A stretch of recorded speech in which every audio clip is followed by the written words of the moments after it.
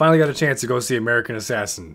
It looked like a really cool movie just by the trailers alone, just by the way that Dylan O'Brien handles the gun, by the fact that it has Michael Keaton in it, which is enough. I will say right away, I was just a little bit disappointed by it, but not too much.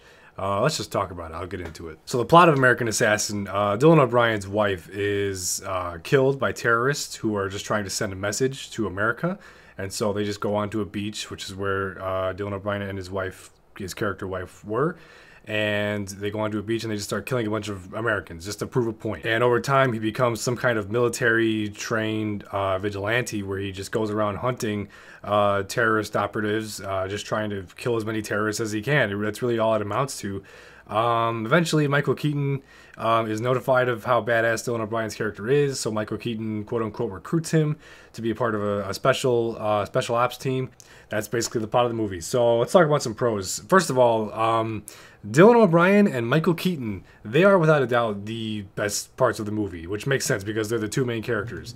But what I mean by that is they are nowhere near the worst parts of the movie.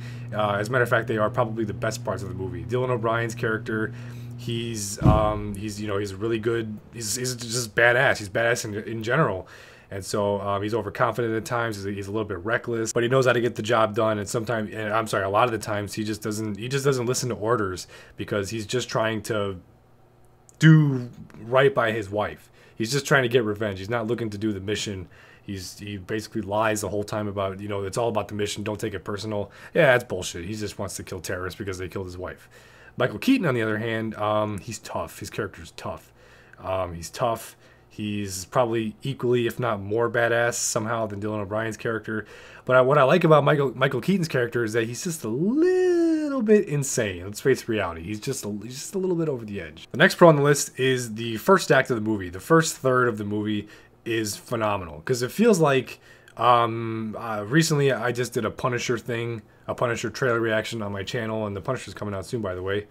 There's a fly. What the fuck? What I'm getting at here is it looks like it's a Punisher origin story of sorts, where you got this dude who's probably secretly already a badass, even though we don't know it at the very beginning of the movie, and then his wife is killed, and now he's just on a vendetta to kill the people who kill his wife.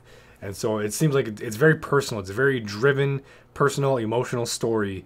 And we'll get into the rest of the movie, but the first act of this movie was phenomenal, without a doubt. And the last thing on my list, the last pro, is the action. The action throughout the entire movie is phenomenal. It's a really entertaining movie to watch. It is just seriously awesome to watch. Even when there's parts where there's not like actual action, when they're just training, even when there's not any real danger, it's just watching him, operate without any real, goal in mind. It's just training. Really fun to watch. Really good action. Now for the cons, I don't have a very big list of cons. But the list that I have, the cons that I have, they're big enough where it definitely takes some points off the movie. Easily the biggest con of them all is the second act and the third act of the movie. The middle of the movie and the end of the movie. Those are easily the biggest cons. Because like I said, the first act seemed very personal. It was very very emotionally driven movie. And then Dylan O'Brien eventually meets up with Michael Keaton's character, and that drive, his wife's death is no longer his drive. It does turn into like the mission, and it's only the mission. And not saying that's a bad thing, but we've seen that a million times. It's the second and third act of this movie is like a cliched war movie, and it just takes away from the personal feel that I loved. Like the first act, I was in it. I was like, holy shit, this is really cool. I like this. This is a really awesome story. But then the story kind of goes away. Because the character kind of goes away too. So the second and third act was definitely the biggest downfall of the movie, in my opinion. And just to add to that, the second act especially, the third act I can kind of deal with. The third act is, it's a lot better because there's more action in the third act, so I can kind of like forgive the storytelling a little bit in the third act. But the second act, Jesus, sweet Mary and Joseph, it just drags. There's just points. Yeah, there's action scenes in there, but it just talks about like, it goes into military headquarters. It just drags. It's like a cliched war movie. That's the best way I can put it. It just doesn't have as much like enthusiasm to tell that story it was trying to tell at the very beginning. Because at a certain point, it's not about Dylan O'Brien's character. It's just what his character is now doing. because he was given some opportunity to work with Michael Keaton. You know what I mean? But that's really it. I don't really have any other cons to the movie.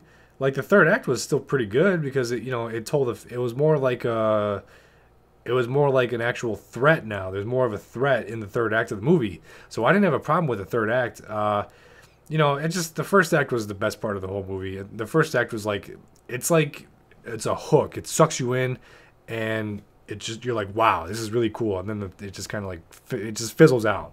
So I wasn't really a big fan of it. But other than that, all the characters were pretty good. Other than that, there's not much to talk about, really. It's not like a really eventful movie. It's just a really fun, entertaining movie to watch. It's got good characters in the movie.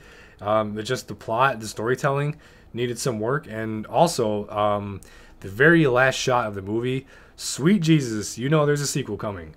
Or not. I mean, that just could be like a storytelling thing, just to show you how badass he is. Anyway, there's not much else to talk about. The movie, I will say I'm going to give it an 8. It's just a really entertaining movie to watch. There's not much plot to it. There's not much story to it after the first act. Like, there's the events of the plot that's going on, but it's not a very character-driven story after a while, which is why I knocked it down to 8 out of 10. Other than that, the action was still good. I liked the action a lot. It was really cool. It was very realistic. It was very realistically cool. I sound redundant. That's all I got for you guys. So, just needed to work on that story. It needed to keep that personal story. And I think it had the potential to at least be a 9, But the fact that I gave it an 8 says something. It's still a very entertaining movie to watch. We'll leave it at that. So that's all I got for you. Thanks for watching, and I'll see you next time.